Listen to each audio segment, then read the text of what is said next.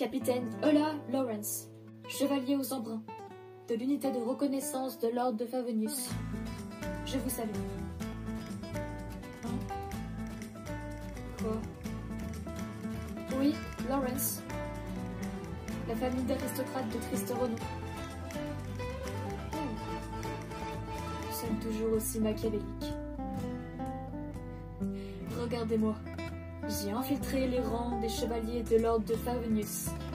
Tout cela dans le cadre d'un plan diabolique pour obtenir vengeance et restaurer notre ancienne gloire. Chevaliers et aristocrates partagent le même héritage culturel, mais les chevaliers ont le bon sens de se débarrasser de tout ce qui était superflu. Vous voulez apprendre l'escrime de Favonius? Très bien alors. Je vais vous apprendre. Oh oui, je vais vous apprendre, ne vous inquiétez pas. L'étiquette de la noblesse n'est que pour la forme. Souriez et acquiescez, et le tour est joué.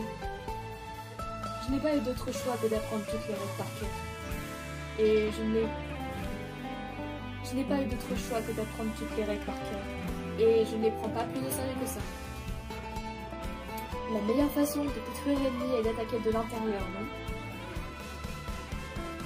C'est pour ça que j'ai rejoint les chevaliers de l'ordre.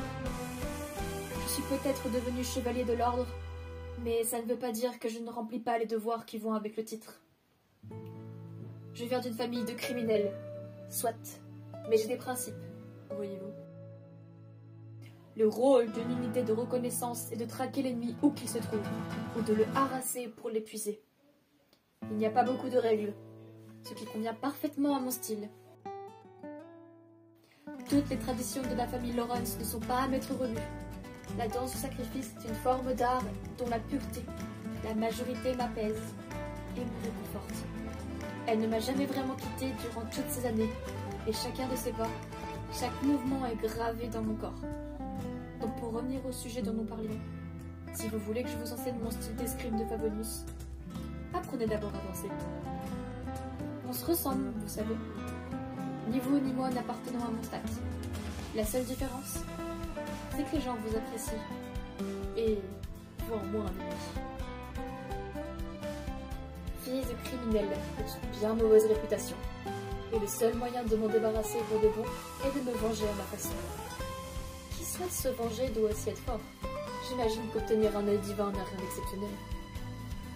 En théorie, le vin de lion doit être versé dans une coupe en argent et respirer pendant une vingtaine de minutes avant d'ajouter de l'oblation. Immergé idéalement aux 2/5 dans le vin. Mais tout ça est bien compliqué. Il me faut bien maintenant.